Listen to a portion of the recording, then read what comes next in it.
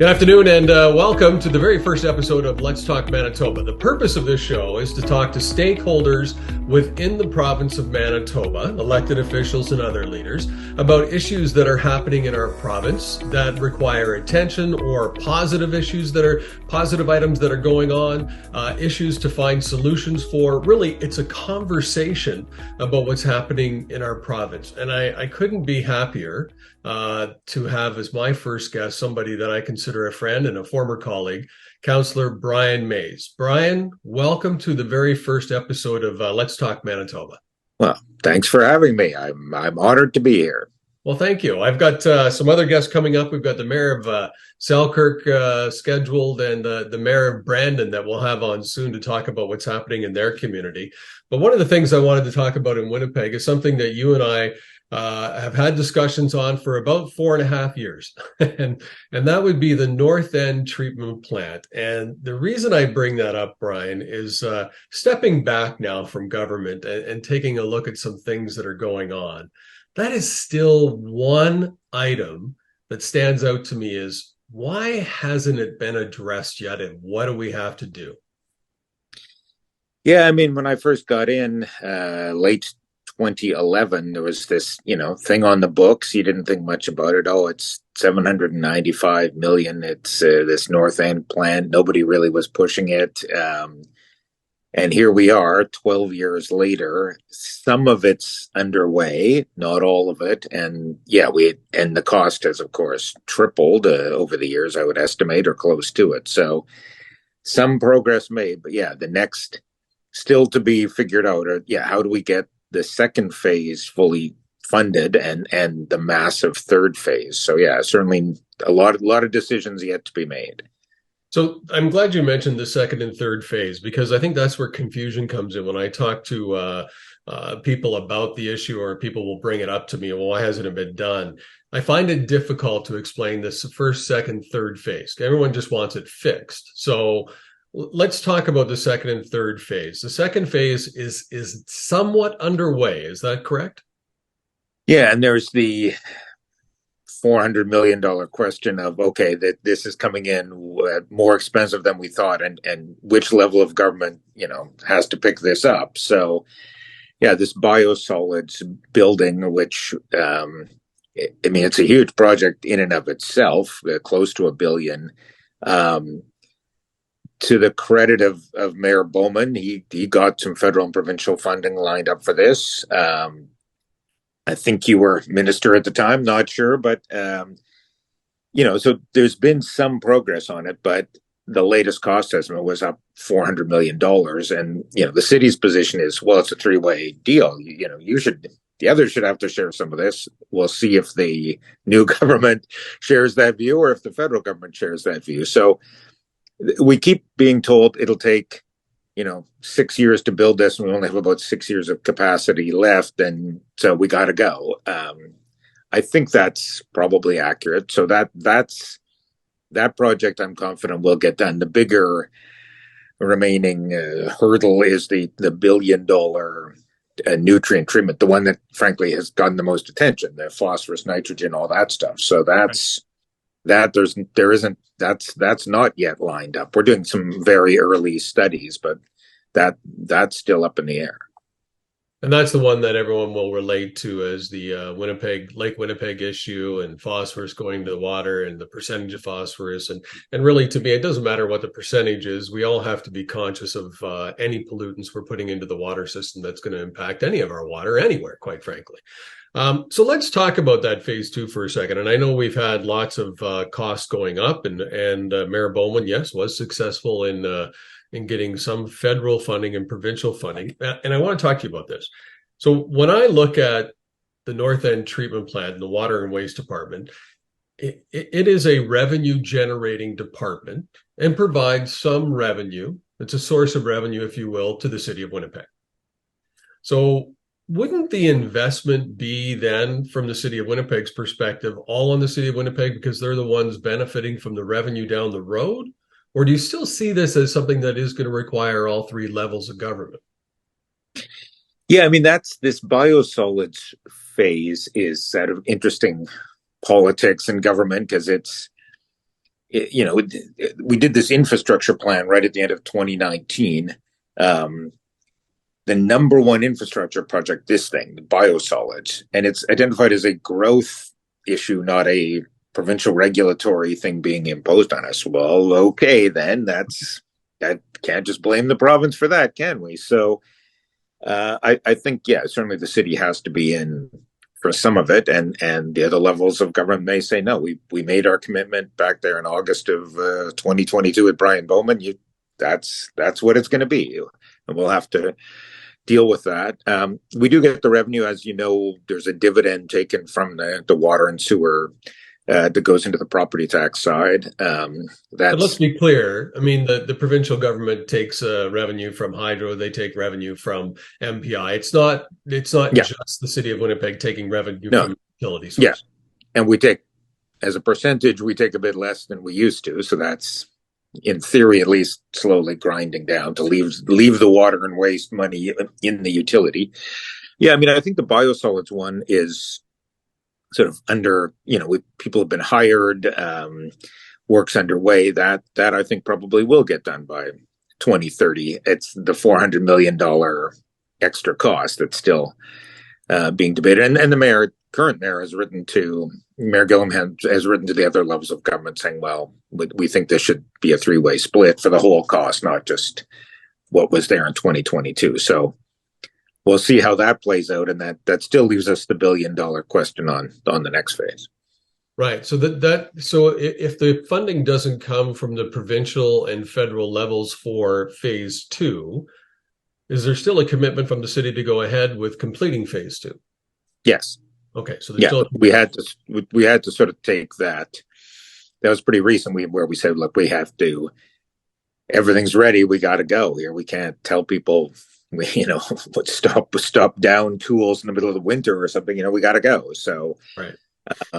The hope is to get that reimbursed, but it's a big commitment. But no, that's the city has passed authority to borrow that much if needed. And that would be on a separate borrowing a platform, I guess, for the city of Winnipeg, because it is a utility. So it doesn't play into the regular debt that the city would have to take on for other projects. This is an infrastructure debt, or utility debt, which I think is different. Yeah, I mean, it's where we have self-imposed ceilings for both the overall city debt and the utility debt, and we will probably get very close to that ceiling with this if we have to put in the whole 400 on the utility side. So that 400 again, let me make sure that's into this phase two. I just want to keep that all on the same page. So we haven't heard back from the other levels of government. Now we have a new government. We might hear back from them, but we haven't heard back from the federal side of the for funding for this project yet. And it gets back to, again, where I'm looking at it saying, well, if it's a part of your business, if it generates revenue, if it'll allow growth of the city and then allow you to add more property taxes, you have to take on that expense. And fair enough. Why not ask? I mean, nothing ventured, nothing gained, especially when it comes to politics, because if you get into election cycles, you might get some of that money. Now let's move on though to the $1 billion project.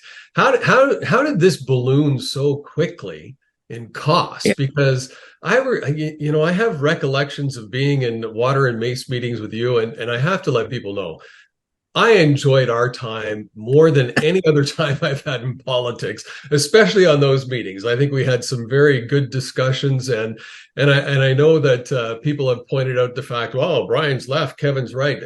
Brian and Kevin just got along. We didn't have left or right. We just talked about solutions that might work for the city. We differed on some, we disagreed on some, and we changed each other's minds on some. More Brian changing my mind than vice versa, I think. But the reality is now we're into this project that has ballooned to this cost of $1 billion. And really, do we need to be at that cost? Have we come to the conclusion that that's exactly what we have to do, or is there another path that we're not looking at or talking about? Yeah, firstly, that's some very nice, generous comments from you there, so I appreciate that. And we're still there's an interim. We still are giving grants to compost groups because of a motion you put through. So this comes up periodically, and we try and say, at least some of us try and say, yes, this is former Councillor Klein's initiative. So certainly it had some impact. Yeah, on the $1 billion, it just keeps climbing. Like it's part of it's just construction. It's the nature of it. I do think though your question is well put. Like the new government's going to have to decide if it wants to proceed with. There've been debates. You were there for some of them. Certainly, the nitrogen and the phosphorus, and I understand groups like Lake Winnipeg Foundation saying we think you're using the massive price tag as a bit of a way of delaying this, and that's been true, I think, in the past. I think there's a desire to move it now, but and then there's the mind-numbing. If people haven't ended this podcast by now, if we start getting into a detailed discussion of ammonia levels, they may bail out. But I had no idea this is a thing. This is a dispute. There's like people talking about this. So I think this government's going to have to look at the forgotten middle child ammonia, as one of our staff put it, and with some cause. So yeah, no, this government's going to have to make some decisions about what they want the project to be, and then we've got to say, okay, how do we fund this from an environmental perspective, and what is required, what helps us get to the objectives that we've set for the lakes and for our water systems. So it kind of, and you brought it up, you're right. A lot of outside groups will use the fact or mention the fact that the cost is being used as a delay. How do we stop that? Like, how do we, what is the solution to stopping that?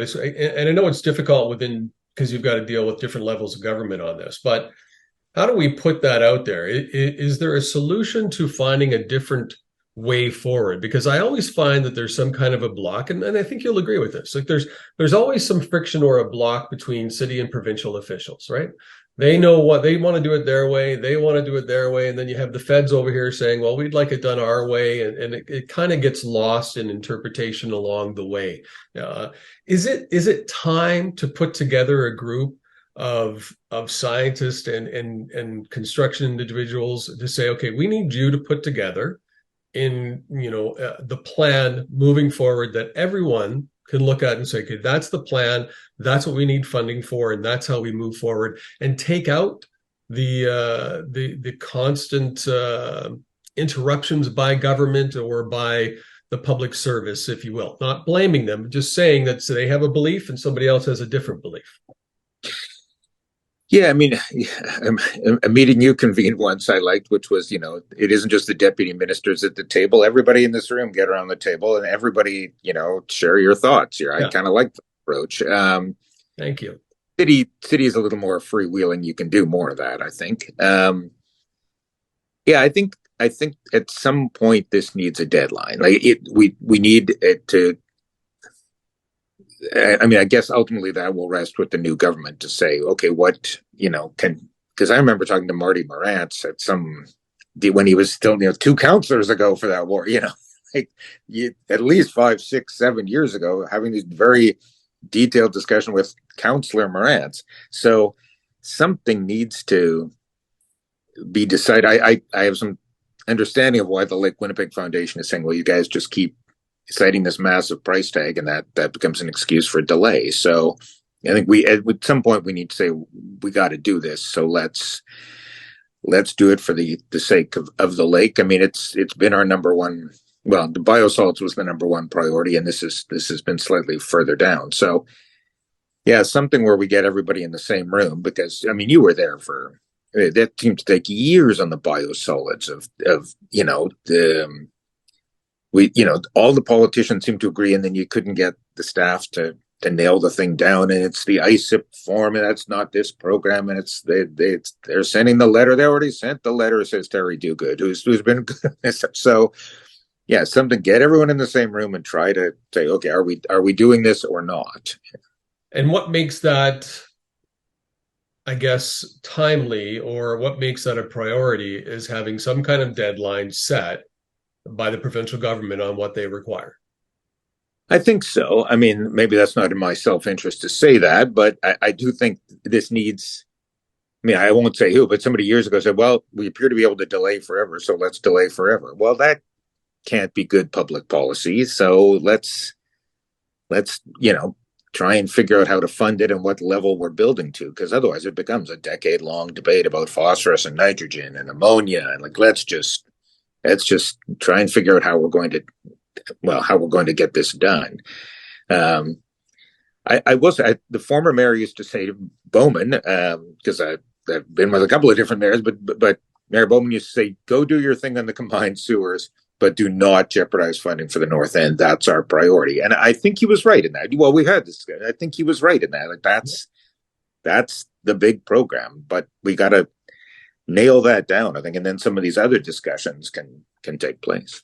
But there's the problem, right? And that's what I want to focus in on, is that he identified that that's the major issue. We want to make sure we have the funding for that and that we get that done. But it didn't seem to go far enough to actually result in anything. Like where are those? How do we get rid of those hurdles? Like what is it that stopped it now? And again, it goes back to who's involved, what the guidelines are, but maybe it is the deadline put onto it by the provincial authority. Maybe that's what gets this moving. But when you do that, you know as well as I do, city officials are going to say, well, if we have a deadline, the province is going to have to help pay for it. That will be the play. Yeah. I mean, I think if former Mayor Bowman was on this call, he would say, "Hey, I got going on phase one. I got going on phase two. We did the funding announcements." And I think, to give credit, he did. Now we still have this, the huge phase three, and you look at the 2003 Clean Environment Commission report about we've got to get 3 levels. We got to get going on this. I mean, it's Terry Dogood before he got back into politics. Like it's almost comical now, like decades going by here. And it's not like it's a newly discovered problem. But at least now in the phase one and phase two, that seems to be under control. It's now we have to turn to this phase three problem. And really turning to phase three before prices go, increase higher. And it's a $2 billion project, because within government, it only takes a few years, and you could add half a billion dollars to that, in other costs and such. Okay, well, I appreciate the discussion on that, and that clarifies it for me. But I do believe one of the solutions that I think that I do look at is getting people in the room that are outside of the political sphere, out of the public works sphere, if you will, having them at the table, but having some science representation, having some environmental representation, with a goal in mind. We need to get it finished by a set date, and it's going to take the provincial government under environment to put that time frame out there and say, this is when we want it to be completed by, and understanding that it's a revenue source for the city of Winnipeg, but it has an environmental impact on the province. So maybe there's a little give and take when it comes to funding on both sides, and how that's done would be an entirely different topic. But before I let you go, the other issue that I want to talk about, because oddly, because of you, I've had people ask me about combined sewers. Hey, would never come up in the dressing room of hockey, but did, because you usually what's this talk about combined sewers? That's why we have remnants going into our rivers and such like that. But here's another project that's been delayed for, well, it seems like centuries. It hasn't been, but it doesn't seem like we'll achieve. Are you feeling that we're moving closer to achieving a goal, or did we have to be realistic and revisit the goal and revisit the funding that's necessary for that? I think yes to the former. Yes, we're moving closer to if I've accomplished anything on a citywide basis, it's probably just moving this file. It's pre-1960 parts of the city, roughly a third of the city's area serviced by these combined sewers, where you have both wastewater and rainwater runoff basically in the same pipe, and sometimes heavy rain, you get back up, rather than putting into people's basement, it dumps into the rivers. It's awful. Province decades ago said, you got to get going on this. Rochelle Squires was actually pretty good on this file, I have to say, and I've said that publicly many times, saying you got to get done by 2045. So I am to meet with the new environment minister. To her credit, this is one of the things we want to talk about. I have said to the city, give me a cost for going it alone on this, because we keep I mean, this insane idea that we'll take till 2095, which we put incredibly in writing now a couple of times, and we voted down a council and it came back up and we voted it down again. Like we got it. You were there when we voted this thing down. Like it's yeah, like we can.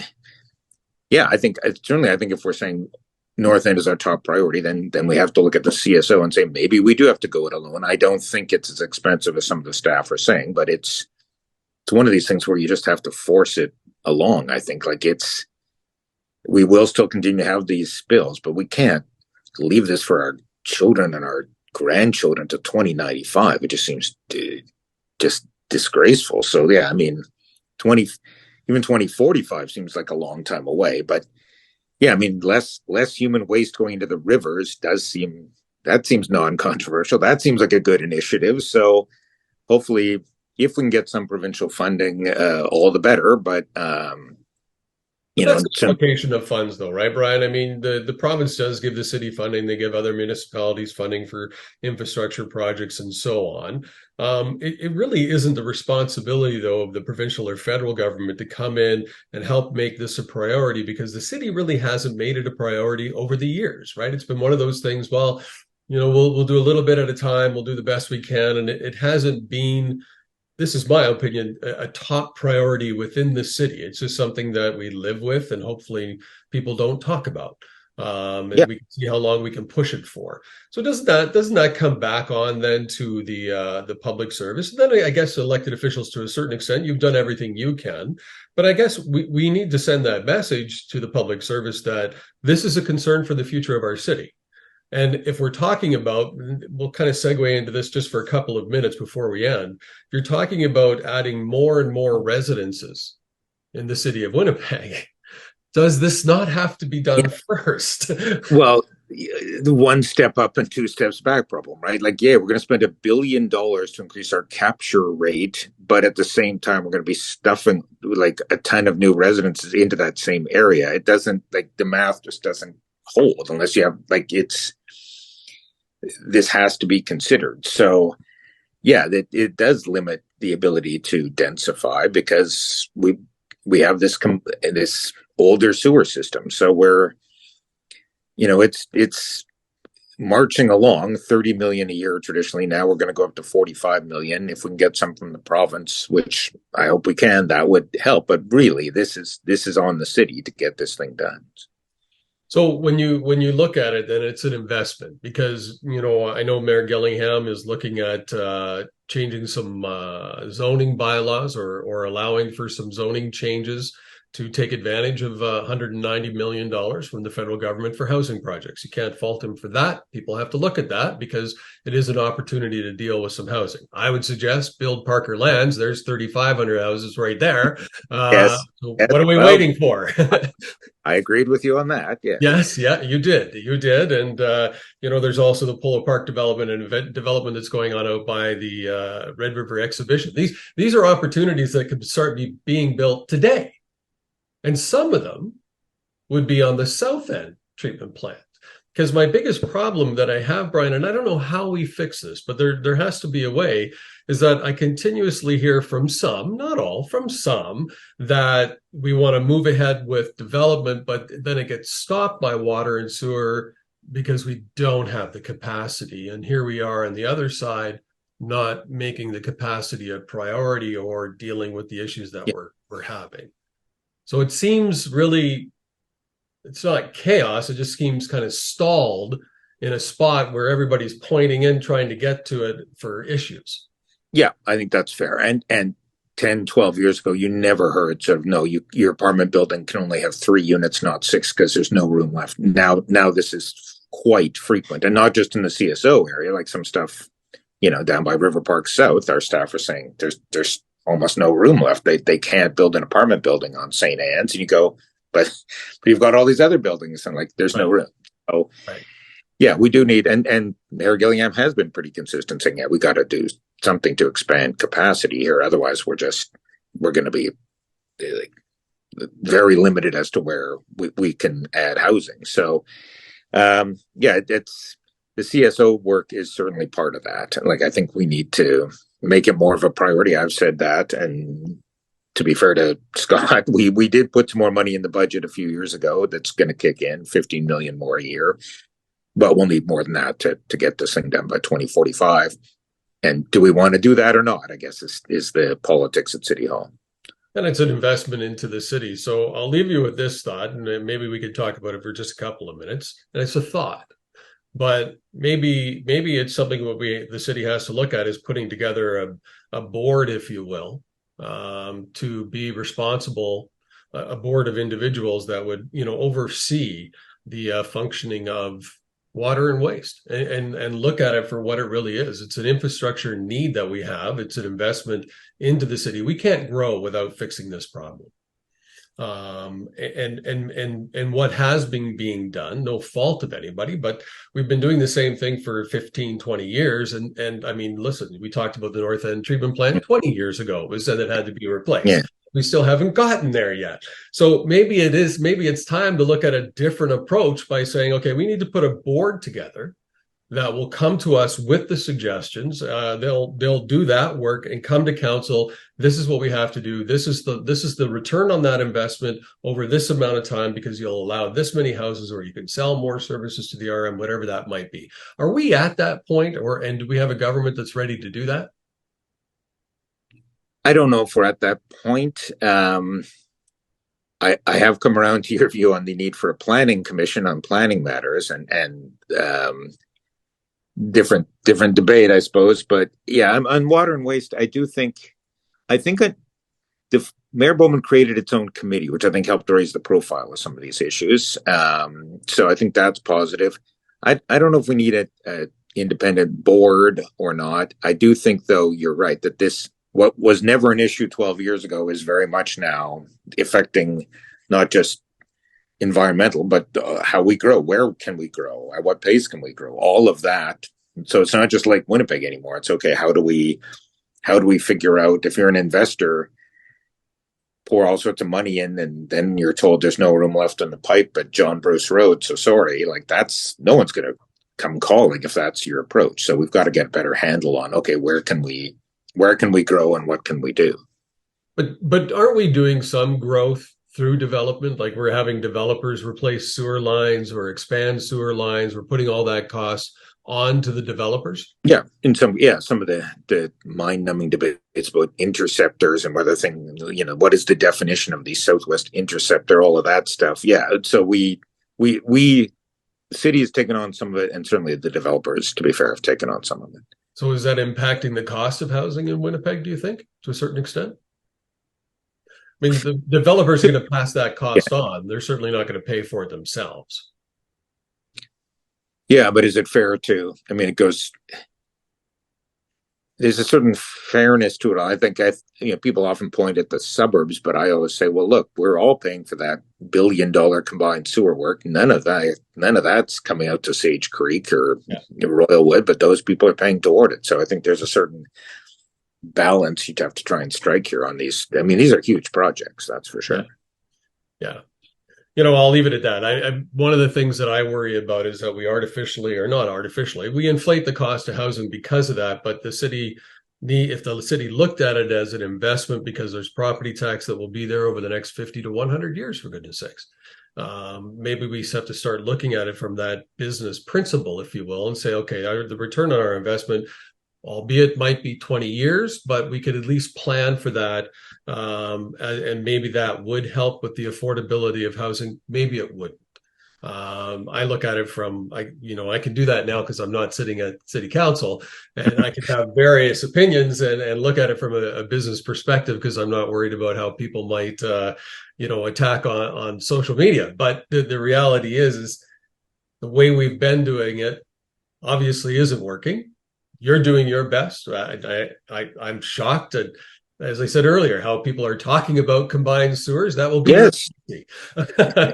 but I think we need to continue to highlight the topic and continue to talk about it, because it's one of the fundamentals that you need for a city to operate and grow properly. Is a good sewer system, clean drinking water. All of that is just such a basic requirement and a basic operating need of the city of Winnipeg.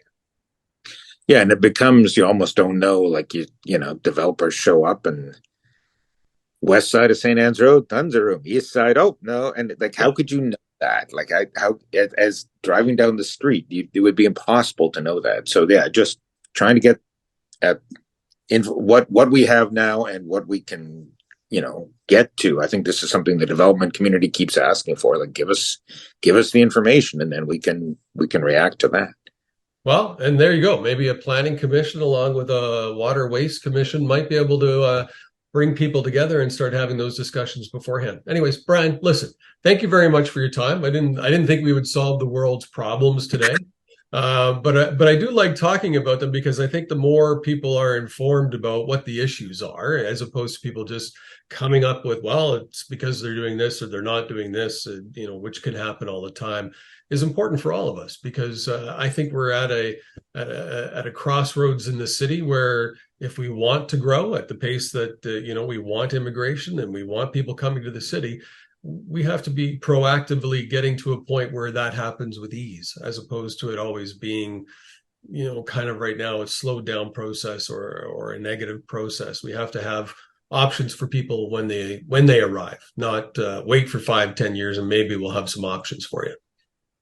Well, and these zoning initiatives announced yesterday complicate things again. So, I mean, if you're allowed a fourplex everywhere, but you can only have three because there's no water, are we in breach, or is that an exception that's understood? And all of this is going to have that. I'm troubled by some of what was announced yesterday, but that's a different. I'm looking at making that yesterday's announcement a whole different show or podcast, if you will, because you're right. It'll open up all kinds of issues because the changes aren't necessarily, hey, this is what council wants. It's what you have to do in order to get the funding. Correct? Yeah, and lots of questions still to be answered in this announcement, I would say. Yeah. Okay, good. Well, I look forward to hearing about that because I know the trouble and the time that we've spent, you and I both, on infill and the issues that caused in a lot of areas. And you're right. Now we look at it from a water sewage capacity, and does that mean they're all going to be in the south side of the city? Does that mean neighborhoods are going to change? But then again, why aren't we focusing all our attention on getting Parker lands developed and having 3,000 units available for people? Well, when we were on planning, we both voted for that when we were on planning together. Yes, so we voted for it. History has been kind to us on that, I think. Yes, it has been. Brian, thank you so much for your time. And thank you for what you're doing at City Hall. I do appreciate it. Well, there are one here's the negative, so thank you for the positive. That's appreciated.